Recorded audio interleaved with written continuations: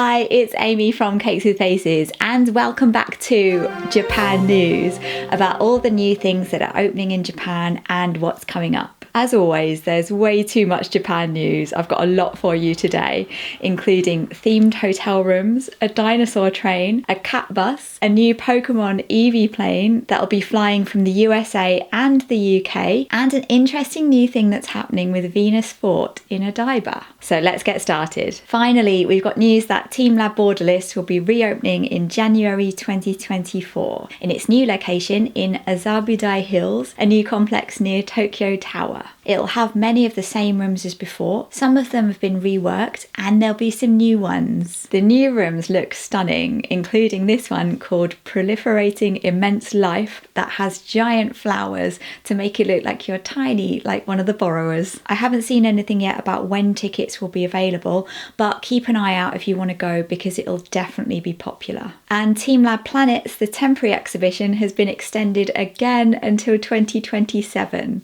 That one's got a new room too. If you want to see what it's like, there's a video on my channel and there's a video about TeamLab Borderless before it moved. Next, winter illuminations are starting in Japan. Some of them have already started and there'll be more and more as we go through November and December. They go all out with millions of twinkling lights. They're absolutely stunning. It's definitely one of the benefits of going on an autumn or winter trip. There are some free illuminations around Tokyo, but the larger ones tend to be outside the city, like Yomiuri Land, Lake Sagamiko, and Nabana no Sato. There's so many. There's lists of them online if you search for them. And they're for winter, not just for Christmas, so they don't all finish at the end of December.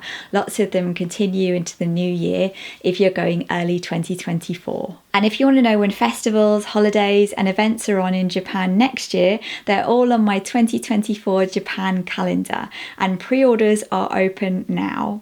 Here's last year's one to show you what it's like. It's a wall calendar with the dates of Japanese festivals and holidays, and this time each month will feature a different travel destination around Japan with my artwork, and the 2024 version will have all new artwork. It also has the weather for each region, so it's perfect for planning your trip or just following along at home, or as a present if you know someone who's dreaming of Japan. You can pre-order it now on cakeswithfaces.co.uk, the link's in the description.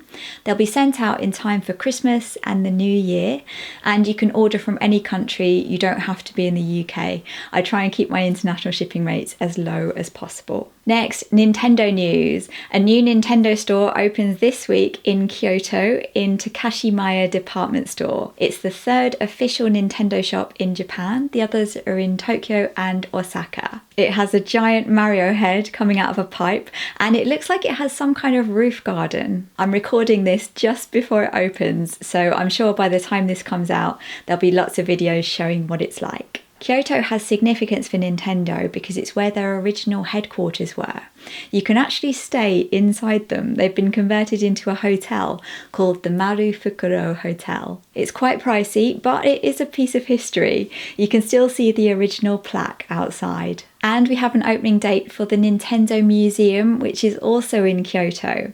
It's their original factory, which is being converted into a museum showing products from their history. That'll be opening at the end of March 2024. It's in Uji, which is just to the south of Kyoto. It's really quick to get there on the train. I'll have a video coming up about Uji. You can also see Byodo-in, which is the temple on the 10 yen coin, which is really stunning. It's also known for green tea, so there are so many matcha flavoured snacks. So subscribe if you want to catch that. Next, train news. Now, Fukui is a prefecture in Japan that's known for dinosaurs. There's a dinosaur museum there and they've also found lots of fossils there. And now they've got a dinosaur train.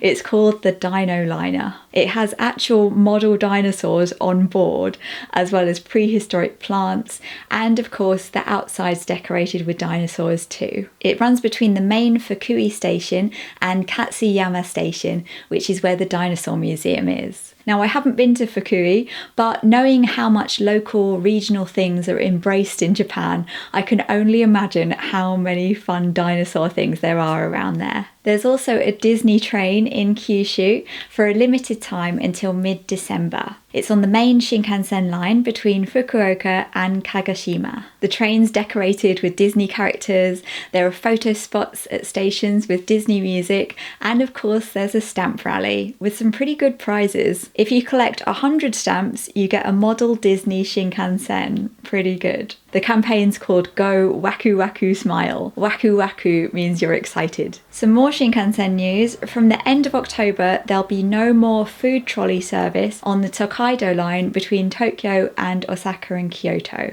So you'll need to buy your snacks before you get on the train. If you're in the green car, that's like first class, you can order food to your seat on your phone with a QR code. Otherwise, you'll need to buy food at the station or a convenience store and take it with you. On local trains, it's a faux pas to eat on the train, but on long distance trains in the Shinkansen, it's fine. Along the Tokaido line, they'll be adding more vending machines on the platform, including ice cream and coffee, which were the most popular items from the food cart. There'll also be more ekiben, that's train bento boxes, available. So remember to buy food and take it with you because you've got to have snacks on the Shinkansen. Also on the Tokaido line between Tokyo and Osaka, there's a new type of seat with this partition in the middle. It's called the S-Work P seat. It's designed for people who need to get work done without any distractions. But I think it's also good if you don't like sitting next to strangers. I kind of wish they had this on the plane. If you want to book it, it's seats 6 to 10 A and C in car 7. They've also introduced a package where you can charter a private Shinkansen for your own events. Really, it's supposed to be for businesses, not like your birthday party. But how amazing is this preview? A disco party Shinkansen. You can be sure that if Cakes with Faces ever has a party or a product launch event, it'll definitely be on the bullet train. There's also an opening date for a new section of Shinkansen line on the Hokuriku Shinkansen that goes from Tokyo through Nagano to Kanazawa. Currently, the bullet train line ends at Kanazawa, but on 16th of March 2024, the new section will open, taking you from Kanazawa through to Tsuruga. So the complete journey from Tokyo to Tsuruga will take just over 3 hours. Eventually, it will be extended all the way to Osaka, making a complete loop. At the moment, that last section to Osaka is just regular train line, not bullet train. Now, from trains to planes, there's a new Pokemon Eevee jet from ANA. I wish more airlines had fun planes like this. As well as Pokemon on the outside of the plane, it's also inside, like on the headrests. The staff uniforms are super cute and there's lots of small details like on your boarding pass. There's also small gifts you can get as souvenirs. On the ANA website, it tells you which routes and flight numbers it'll be on if you want to book it. And for once, it'll be flying to London, as well as New York and San Francisco. And even if you don't book that flight, there's always a chance you'll be able to spot it at the airport. Next, Magikarp Taiyaki are back in Akihabara. Taiyaki are kind of like waffles. Traditionally, they're filled with sweet red bean paste, but you can get lots of other delicious fillings like custard and chocolate cream. Usually they're in the shape of sea bream fish, which are lucky, but in Akihabara, because it's Otaku Central, you can get them in the shape of Pokemon Magikarp. You can get them from Kurikoan, which is a chain of taiyaki stands. The Akihabara branch closed a few years ago, but now it's back. Other branches also have their own special shapes of taiyaki,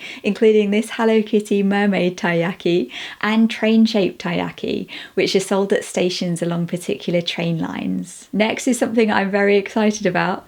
They've opened a Suica penguin shop and cafe in Tokyo, featuring the cute penguin on the Suica card, which you use to pay for your trains. I'm so excited about this and all the cute Suica penguin stuff. It also has a theme cafe, which is permanent. The best items are this pancake set and this latte with the Suica penguin on top. It's called Penster. I don't know if that comes from Penguin Station, maybe, Penster.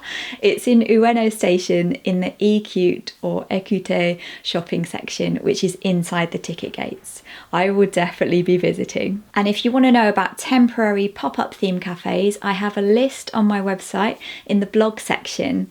At the moment, there are cafes from Rilakkuma, Disney, Sanrio, Sumiko Garashi, and many, many more. I keep it updated regularly, so keep it in your bookmarks. This month, there are new Sanrio themed hotel rooms at the Tokyo Dome Hotel. They look quite similar to the Sanrio rooms at the Keio Plaza Hotel in Hachioji that were on Japan News before, but these ones are more centrally located in Tokyo. There's a My Melody room and one for Kuromi. Now these two seem to be everywhere at the moment. They've got a pop-up Halloween dessert buffet and they've got a pop-up at the new arcade in Shinjuku. Both of them are in my blog. Sanrio are holding a project called Kuromify the World and it seems like they're doing pretty well. The new hotel rooms are actually really detailed. There's even decorations on the ceiling. And if you stay in them, you get special gifts to take home. Now, Ikebukuro feels like a really up-and-coming area for anime fans. There's so much new stuff there, including the world's largest anime store and the world's largest gachapon store. There's a new complex opening there on the 31st of October called Anime Tokyo Station. It's run by the Association of Japanese Animations and the Tokyo Metropolitan Government to promote anime culture. At the moment, they haven't released many details about it. It'll have events, workshops, exhibitions, and pop-up stores. So look out for that when it opens soon. Now, we all love the convenience stores in Japan, but how could you make them better? How about if you opened up a bar inside the Konbini? And that's exactly what they've done at Family Mart in Shibuya in Tokyo. And it looks like quite a classy bar. You're allowed to take snacks from the convenience store to have with your drink, and they'll even grill or smoke them for you, so you can have things like smoked cheese or bacon. I think they're definitely onto a winner with this one. The bar is run by Osake no Bijutsukan, which literally means alcohol museum. What a fantastic name. It's actually not the first bar inside a convenience store. There's quite a few of them now. There's another one in Tokyo in Family Mart in Iidabashi and in Lawson in the Washington Hotel in Shinjuku, and there's several in Kyoto. The very first one was in Fukuoka in 2019, and at that point they announced a plan to open 100 more of them over the next few years, so I think we'll be seeing a lot more. Now let's do something scary for Halloween. How about we go to the aquarium? It might not be what you think of as scary, but Sunshine City Aquarium in Ikebukuro in Tokyo is holding an event called Terror Night Aquarium. It features creatures that either look scary or act in a scary way, the predators. So there's piranhas, there's octopi, and there's otters. Otters, are they scary? Well, they've got otter skulls to show how sharp their teeth are, and there's clothes on display that have been attacked by otters. The exhibition's on until the 26th of November, so it's not just for Halloween. There's also a new evening event at the Sanrio Characters Garden Cafe in Ueno, which is a permanent theme cafe featuring Hello Kitty and her friends. This one's not scary though, it's just kawaii. At 5 p.m, the cafe becomes the night garden, and it changes to a more atmospheric lighting scheme. There's a different colour for every day of the week, and it's permanent. It's every day from now on. Now, over the past few years, quite a few things have closed in Odaiba, in the Pallet Town area, for redevelopment, and I'd assumed they were just being bulldozed, but it turns out Venus Fort is going to be reopening next year in a new form. Venus Fort was a shopping mall that was themed in classical European style, with a fake sky ceiling.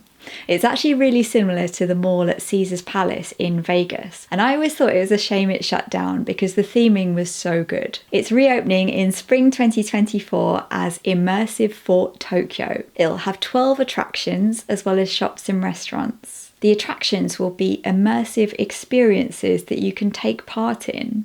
It sounds like it'll be a cross between a murder mystery and an escape room. They haven't released many details yet, but they have said there'll be an immersive theatre show, a horror attraction, and an immersive dinner show. It sounds really interesting and different. It's so funny seeing these preview images that look like a kind of dystopian version of how Venus Fort looked before. So I'm looking forward to hearing more about that. Although I do hope they have language options so that non-Japanese speakers can enjoy it too. Next, if you're going to Japan this autumn, the autumn leaves forecast is out. There's one for the red maple leaves and one for the yellow ginkgo leaves. They tell you when they're going to start in each region and when they'll be looking their best. If you go to the official website from the Japan Meteorological Corporation, there's extremely detailed information about each individual viewing spot around Japan. It tells you the best dates to go, the nearest station, whether there's beer and sake available, everything you need to know. Just like with the cherry blossom forecast in springtime, I find it so interesting how they make the effort to provide such comprehensive information about this. I think it really shows how much value is placed on these seasonal events. Next, at the Studio Ghibli Park in Nagoya, you'll soon be able to take a real cat bus.